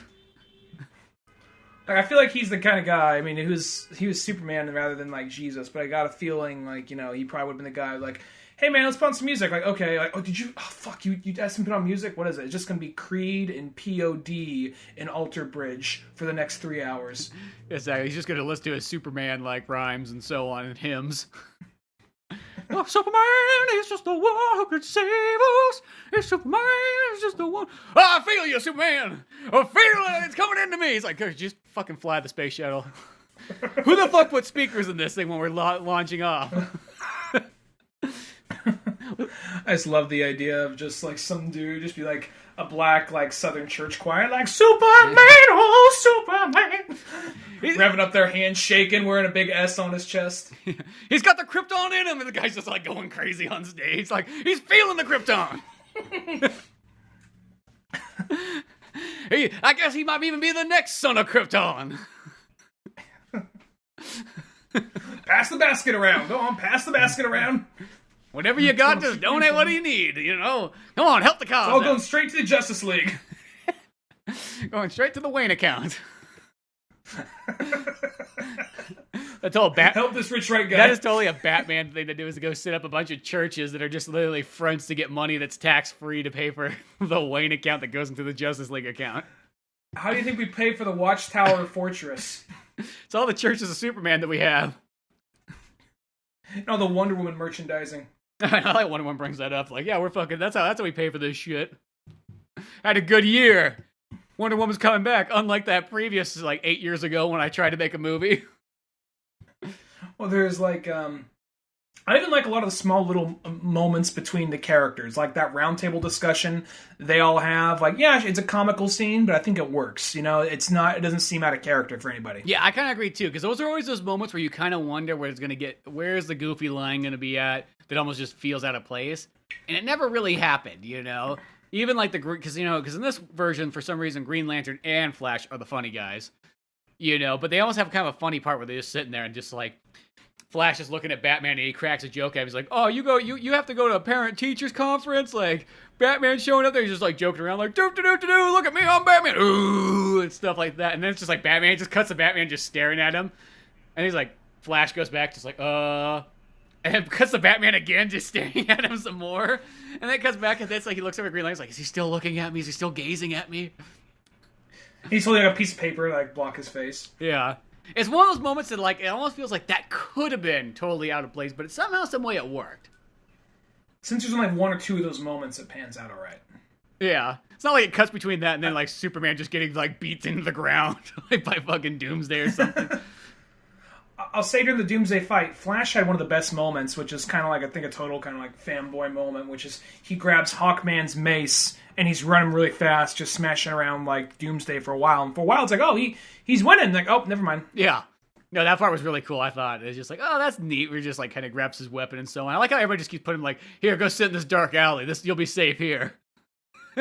There's a collection of them. All right, here is beat up Hawkman. Here's beat up Green Lantern. Now beat up Flash. There you go. And I also like when Martian Manhunter's fighting him. He's like, at first he's like, ha ha, I am invincible. They can't hit me. And then Batman somehow, some way distracts him. And then, he goes after Batman. And then Martian Manhunter's like, oh, and he goes to stop him. And then Doomsday just bitch slaps fucking Martian Manhunter back. And he flies into a gas station and comes out like, no fire.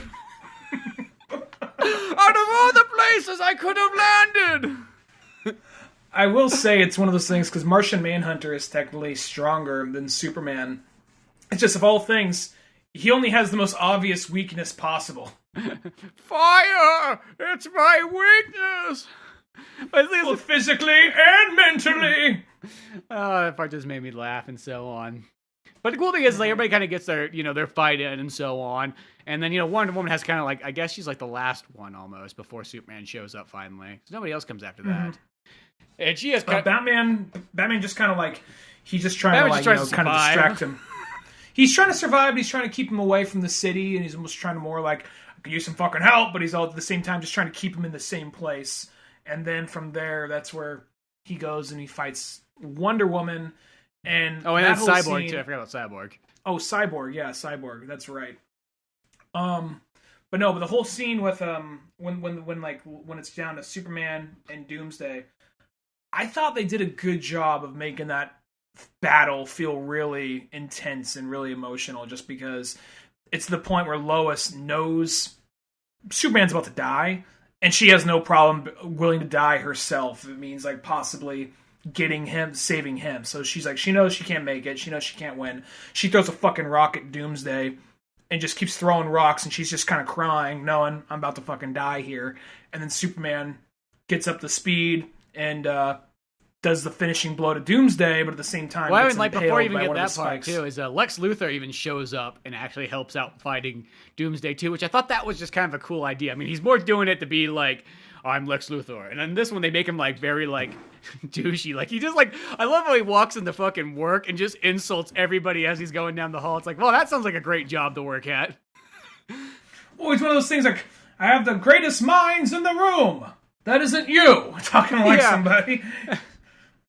That is the wrong, like, hybrid polarity. Open a book. You fucking idiot. Yeah, it's just like, just so like, hey, she was like a guy just like starts crying, fucking, you just hear a gunshot off in the distance. Oh, we have to hire another one, damn it. Well, he didn't care at all. He was just like cower on your own time. When they got some guys going to the depths to see what, like, Oh yeah, because the guy gets scared because of like a shark swims by or whatever, and he's just like, yeah, cower on your own time. I'm Lex Luthor. I have no problems. And they all get fucking brutally murdered by fucking Doomsday right there. It's like, interesting. Yeah, I know. But I think it's always kind of like, it's kind of funny, but it almost like makes sense, because that's also like an interesting version of Lex Luthor, is a guy that really has like no remorse for anybody else. Only everything, he's like super like all about him and his own plan more than anything else. That's always what Lex Luthor's been to some extent, but there's a couple different versions, and I don't hate this Lex Luthor, but my favorite version, I have like probably two favorite versions of Lex Luthor.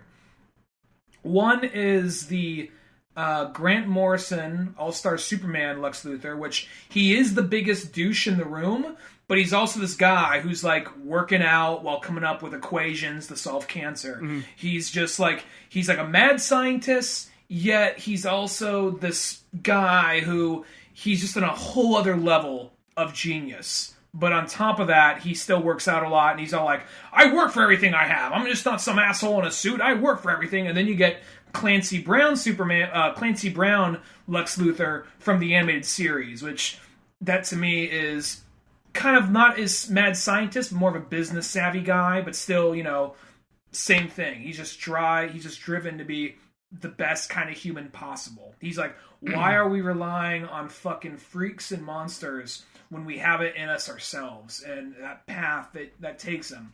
That's what is interesting. That's what's interesting to me about Lex Luthor. And that's the same end goal for this version, but this version's a lot more of the kind of douchier, smarmier one to some extent. Yeah, well, this one's like to the most extreme you can go. I think that's what it is. But he has a little bit more compassion, I think, in some of the other versions. You know what I mean? I mean, he's still Lex Luthor. He still, wants. He's almost the thing. He's like, he wants to be he's the pinnacle of man. Is what I always think about Lex Luthor. He's really like the strongest man, the smartest man, the most skilled man. Like, he tries to be the best that he can possibly be by far. And he almost has that kind of mindset of like, hey, if I can achieve it, why can't you? Mm-hmm. Yeah. And that's kind of what I think about the Grant Morrison one. I think that really sums up his character a lot. And Scott Snyder wrote a very interesting Lex Luthor in his book with Jim Lee, Unchained. Mm-hmm. Now, this isn't a bad Lex Luthor. This film's kind of like Lex Luthor by the numbers, kind of, more than anything else. But the rest of this movie, it's pretty much just a straightforward, Superman having an identity crisis, trying to figure out where he's going in life, and then here comes the Doomsday at the very end. That being said, though, I understand why they didn't do it. I thought this part was fucking hilarious. It's like when they're having that round table meeting and stuff, and they'd be like, Iris is like, yo, or Flash's all like, yo, me and Iris are getting married this weekend. Who's coming by? And Green Lantern's like, fucking, let's get some beers. And he looks at Batman, he's like, well, I'll get milk for you. Oh, yeah. But then it's just that part where it's like, this part I don't know why, just like the idea of like Superman asking fucking Flash for fucking like romance advice. Be like, so, Flash, you told Iris who you are? He's like, yeah, dude, get fucking married. What? You haven't told Lois yet? Like, shit, just whip your dick out and just say, like, yo, I'm Superman. What up? So I did. Went down and said, yo, Flash, what up? I slapped her with it real quick. She didn't even know the soak's moving so quick. Yeah. Actually, I'm slapping you right now, and you don't even know it either. I just slapped Hawkman in the face, too. I gotta be careful, though. It wasn't your beat. He looks like he's about ready to bite it next time. And you know those hawk teeth.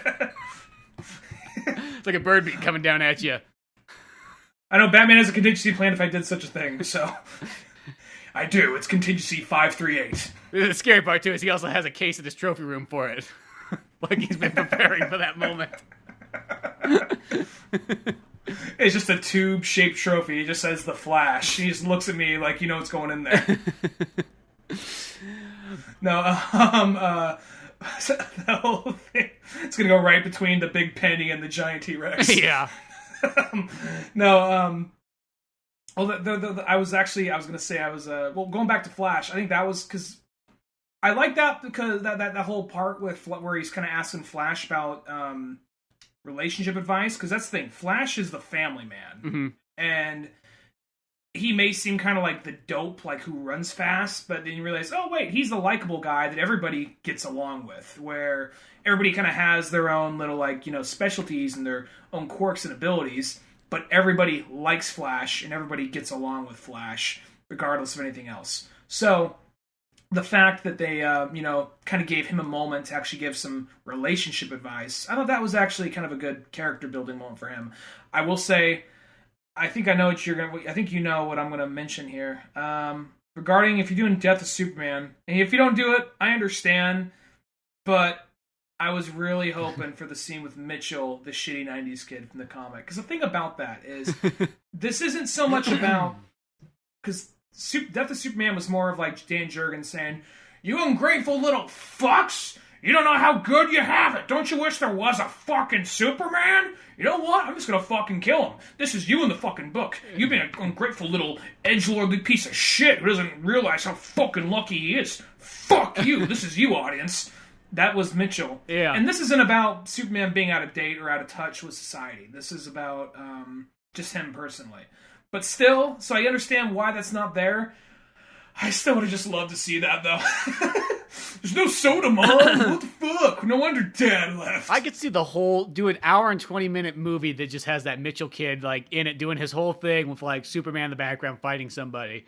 Just take that whole beginning part of Death of Superman and just turn that into its own animated, like, adaptation. Yeah, just that idea, that kid. I just thought how ridiculously nice the mom is. Hello, like, Mitchell, is that you? No, it's Axel and the gang. Who do you think? Stupid fucking bitch. It's just so funny because, like, I never hear anybody else ever bring that up, but that is my biggest takeaway from the Death of Superman book. I picture the Mitchell kid way more than I even picture, like, what even happens in that book. You know what I mean? Like, that was, like, if I would have probably read that book in 1993 or whatever, like, that would have been my first thing, be like, dude, look at this Mitchell kid in here, like... Like, yeah, but Superman just died. I'm like, well, yeah, but look at the Mitchell kid in here. Like, what? This is hilarious. So fucking stupid. So fucking douchey. It's like, and then, like, how Superman's fighting Doomsday right in the middle of their fucking, like, kitchen. And he's all like, whatever. And then the part where it's like... He's ruining our house. What the fuck? And then, like, Doomsday, like, punches Superman. He doesn't even move. He's like... And the mom's like, oh my gosh, son, did you see that? Superman just took a punch and didn't even faze him. He's like, Spud forgot to duck. It's like, fuck that kid. I'd be fine if Mitchell just died. I feel like the closest thing we had to Mitchell was just a dumbass kid who was just like, I'm playing my fucking off-brand Game Boy. And, like, the kid... It looked like he had, like, a Neo Geo Pocket. Like, I was like, who the fuck drew that? I think it was just, like, ambiguous video game system. Yeah. And stuff. That part was so funny because, like, then, like, the kid like runs after it and stuff like that, and then like Superman goes to grab him.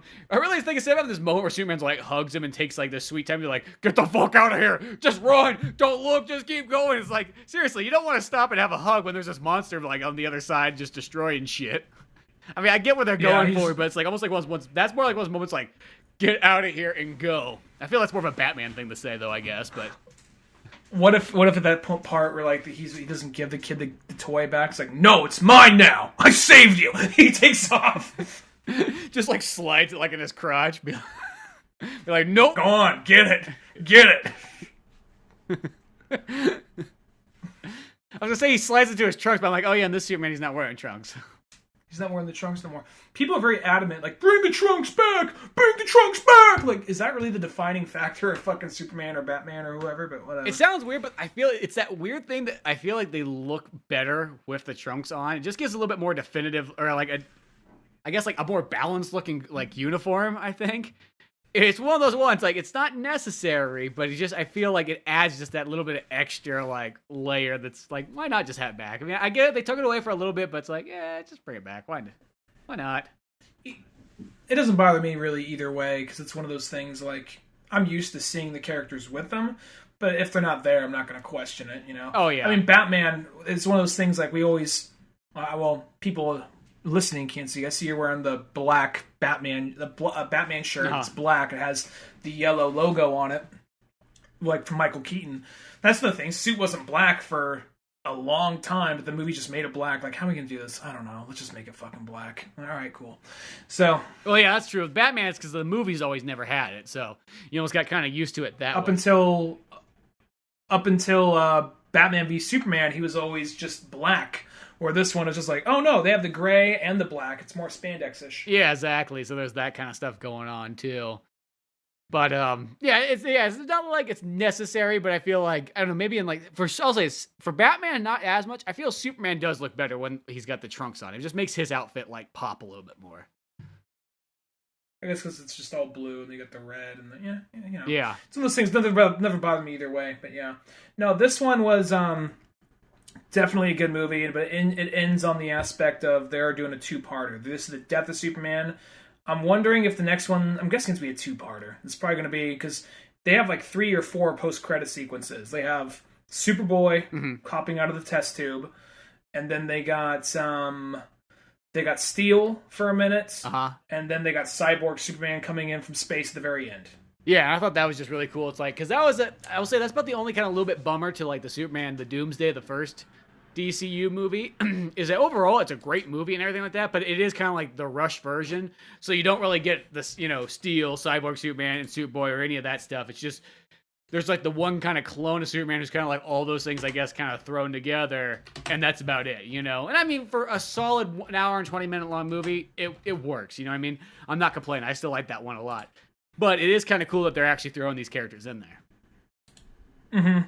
Yeah, and then there's like one more guy, I think it was Maverick or whatever his name is. He's a guy who's like on the edgy Superman. He was like a guy with like sunglasses or something like that. He was like the dark, brooding.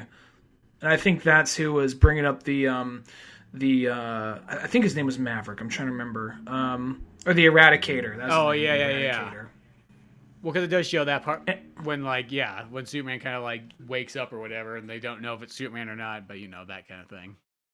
I think they show the ship get up and the ship flies away and they see someone flying in the sky. Like, is that fucking Superman? I think what that is, I think that's the Eradicator, but the ship got him and took him back to the Fortress of Solitude. I think that's what it is. Because the Eradicator, I want to say he's a bad guy by the end of it, but yeah, because you had like Cyborg Superman who was just like, I'm the new fucking Superman, fuck y'all, and then at the last minute he goes like, he's kind of like the edgelord guy, and then as time goes on, he's like, oh no, he's a bad guy. He just wanted to take his place. Yeah, and then Steel, I always think is the coolest character out of all those ones too. Like that's a character that I'm surprised they don't use Steel very often.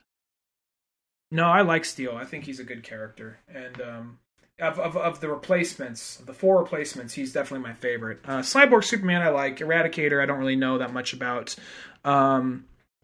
Superboy, he's one of those characters that's like, as time went on, he's okay, but I mean, this Superboy is just like, Whatever, man. I'm my own man. I mean, I'm not Superboy. I'm a Metropolis kid. I'm just gonna be. I have my own identity. Why are you wearing this fucking shield? Fuck you. I'm gonna be what I want. See, I got the circular Ozzy Osbourne sunglasses on. You know, like a very '90s character.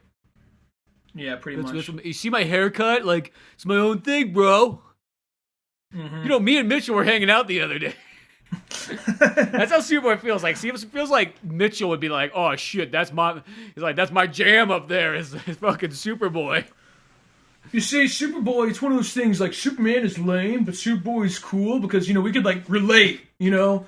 And on top of that, you know, he likes Megadeth, I like Megadeth, he likes Public Enemy, I like Public Enemy. He likes Married with Children. Ices. I like Married with Children. You know, we both like want to bang Christina Applegate. It's just a thing we got. You know, we both like want like, you know, bootleg Bart Simpson T-shirts. We both like, you know, like we dress up like Beavis and Butthead just like on the weekends. It's just kind of it's who we are, man. Never could have done that with regular Superman. Downtime, we don't just sit there and watch. Downtime, he'll just sit there and watch, like, you know, videos and, like, just do the Beavis and Butthead thing, you know. Sometimes we mix it up. I'm usually Butthead, but sometimes he'll be like Beavis. We like to mix it up, though, you know. Well, it's like he just gets. He's almost like pretty much like the guy who's like, you know, Superman's gonna save us. Yep, Superman. Gotta have your faith. That's what Mitchell's like. Yeah, Cyborg. You know, not Cyborg Superman. I mean, like, yeah, Superboy. You know. He's almost telling his friends at school, like, yeah, you know, the other day me and Superboy were hanging out, and people are like, yeah, fucking right. Oh, he is. Like, what, you sucking his dick? Like, you're like, no, what's fucking sucking? We ain't fucking gay. This is 90s. So, I mean, you get very defensive at that point. I don't know, man. You have a lot of hair. That's a lot to grab onto. Like, shut up! I'm not gay. I mean, I oiled up his hair the other night, but the stuff, because we're going clubbing. Fuck. Yeah. We were just watching.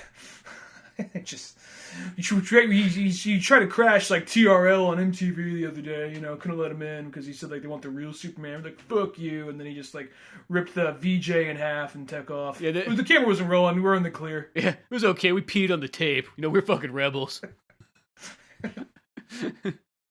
Superboy went up and just took a shit on the desk. That's who he is. That's how he rolls. It's like Gigi Allen.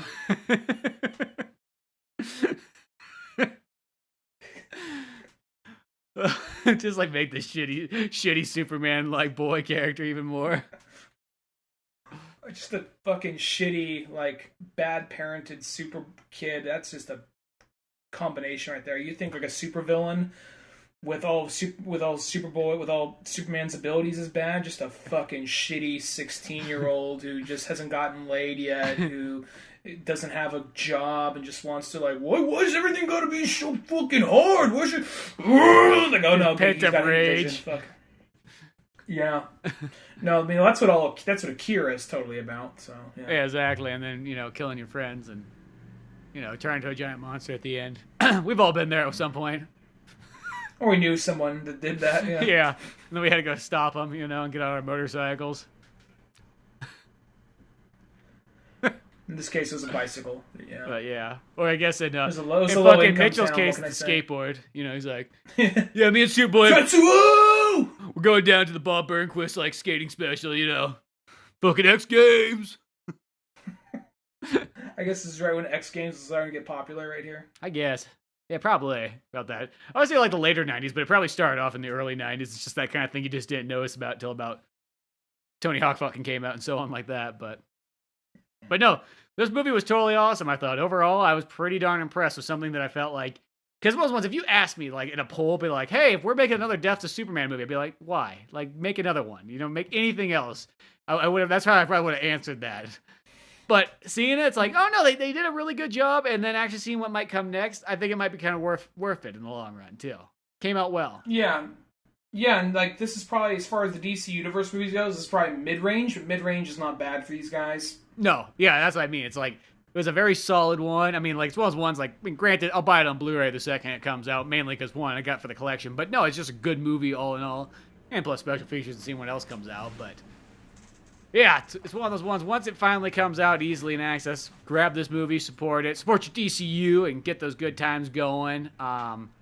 I don't, they seem to be fucking coming out with these movies like every like 2 to 3 months, so it's like I don't know what's next, but I guess Teen Titans. There's a delay. What? The Teen Titans like movie. Oh, that one's going to theaters. Yeah, it's going to theaters, but I mean, like it's an animated movie. It is from DC. Is that one in theaters already? I know it comes out in July. Oh no, that comes in July at some point. No, if that was out in theaters already, I would have saw it. But yeah. That's one I gotta like take a nephew to go see. That I just can't go see like a Teen Titans Go movie by myself. Just find some kid on the street and be like, "Hey, Billy, you want to go see a movie? I'm buying. Okay, get in the van. You like Coca-Cola? No? Well, we'll get you a Sprite then. How's that sound? Huh? You like Sprite there, champ? I like how this is your version of me. That's awesome. You like comic books? Got a whole collection of comics. You want to come on over and see them? Got a comfy bed you can sit on and read them. You know me so well. It just starts going. You like toys? So do I. You like massages? You like what massages? You know, after a hard days of work, boy, do I love a massage. Just like, hey, what are you doing? You can go with this one. You can go ahead and you can ride this one out. I'll let you come up with the punchline. You're like, well, you know, little Billy, Teen Titans Go's playing, and I could really use a old chap to go in there and see it with. You want to be that one? Old chap. Well, I am an old chap, a young chap. You want to be the Robin to my Batman? That's where he's like, I'm a Marvel kid. Like, oh, get the fuck out of here, you ain't even drafted my war. Get the fuck out! Get out! Go! Go, you dirty so Marvel sour, Lord. Real bad. Take your fucking Iron Man with you. He's like, Thor 3 was the best! Oh, you would fucking say that.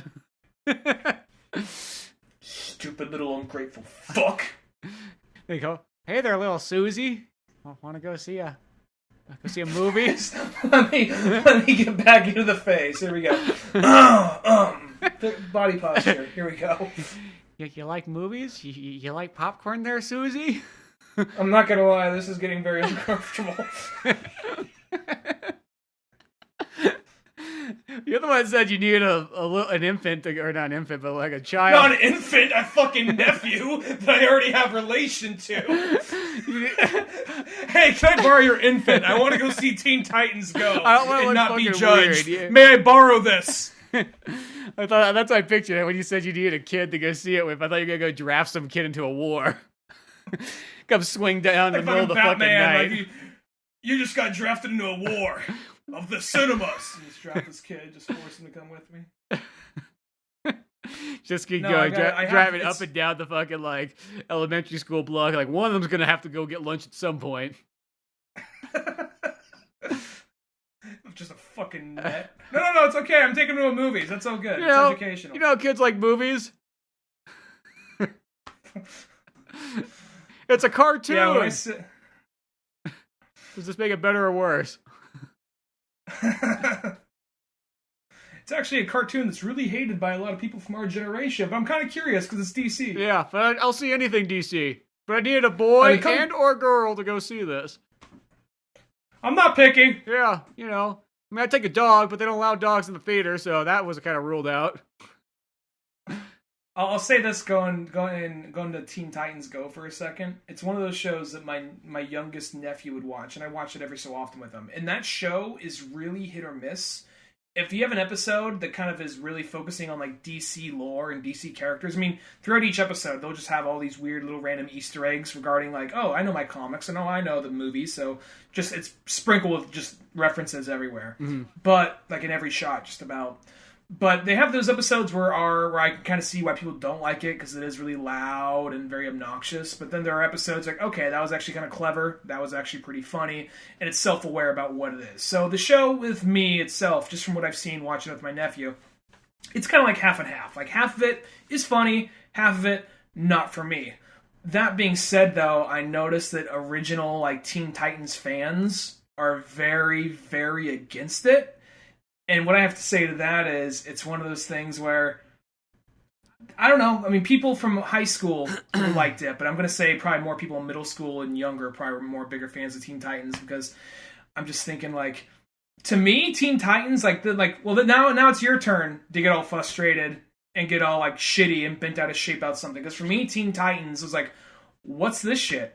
Why you say you have a Teen Titans show, but it's not like the Justice League. It's not like this other ones. It's just doing this anime thing. What the fuck is this? So now it's just like, it's like, oh, it's not for me, but whatever. And now it's like those guys are getting really bent out of shape. Like, oh no, I've been through this before. Teen Titans was this for me. Yeah. So. I mean, like, I always liked Teen Titans, but it is kind of like, if you compare it to Justice League, it is like a step down. Like, you know what I mean? As far as like the quality and seriousness of it, And this heck, I look, it's like, it's, Teen Titans Go, it's like, it's a different take. Like, I don't know why people keep like trying to refer to it back to, that's literally like somebody watching fucking Batman the Brave and the Bold and being like, it's not Batman the Animated Series. Well, no fucking shit, it's not Batman the Animated Series. It's something different. Mm-hmm. And yeah, and the thing is, I'm not trying to say if you don't like the show, you're a dumbass. I'm not saying that at all. Because I get if someone doesn't like a show, I totally get why. And I'm not even a huge fan of it. I've just seen a couple episodes that were really funny, and a couple episodes are just like, whatever. The thing is, it's just like people just get so... I notice it's usually younger people, like in their late teens, early 20s, who really grew up with it, where I know people in our generation liked Teen Titans, but it was still like not really aimed at us. Yeah, we were a tad bit older than who its target audience was.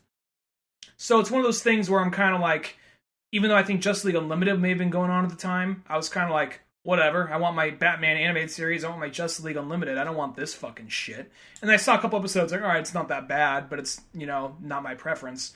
And then, so now those guys are all mad, like, it doesn't capture the spirit of Teen Titans. Like, yeah, well, Teen Titans wasn't as good as this shit over here, so. It's kind of like, now like, it's one of those things, like, how do I put this? Now it's like, well, now it's your turn to get all pissed off when they reboot your shit. That's kind of how I feel. It's just and then when you finally get older, then you realize you can kind of accept everything for what it sort of is and then really end up enjoying it. Where you can watch, like, because that's how I felt like when X-Men Evolution came out. I was like, not my X-Men. And then when I went and watched it, like, a year ago, finally, the whole thing, it's like, I don't know. I'll say this, as the thing goes on, it's about almost as good as the other X-Men show. It's pretty fucking good. And it's like same with like the Ninja Turtles, the second show. Like that, when that show came out too, it was like, nope, not my Ninja Turtles. But then you kind of watch it later and you're like, I think it's actually better. Just saying, Probably. So it's one of those ones like, it's best never to put down other people's shows or just different variations of it. Because who knows, maybe you might like it more. Maybe it will be almost as good. Maybe it will be on par. You just never know. But the thing to go is go into it with an open mind and just say, fuck it, let's see what happens. Yeah. But yeah, till then, check out Death of Superman, and we'll look forward to Teen Titans, I guess, next for our DC-ness. But other than that, go to or Dark Knight's Metal, possibly. The animated one. Dark Knight's Metal. They're making an animated one of that. No, I'm just talking about if we want to talk about. DC I thought we were talking about anime stuff. I'm like, shit, they jumping the. That's the book just came out. Let's go make a fucking movie about it. That's probably 3 to 4 years from now. Yeah, I was just saying that seems like that'd be a little bit of a ways off. But other than that, though, go check out oldmanorange.com for more podcasts, comics, movies, animations, and more. I'm Spencer Scott Holmes. And I'm Ryan Dunnigan. We'll see you some other time. Later, folks. Thanks again for listening to the Old Man Orange podcast. Be sure to check out oldmanorange.com for more podcasts, comics, animations, videos, and a whole lot more. You can easily support the show by buying something from one of our Amazon links on the website or in the show's description itself. Doesn't cost you a penny, but every single thing you buy from there just by using that link to take you to Amazon helps us out a bit. You can also really help the show out, though, by spreading the word the good old-fashioned way and rate and review us on all the sites that you find this podcast. Anything from iTunes to Podbean to Newgrounds, YouTube, you name it. Any little bit helps. Give a sub and share it to your friends, family, any jamoke you see out on the street. You let them know about Old Man Orange podcast.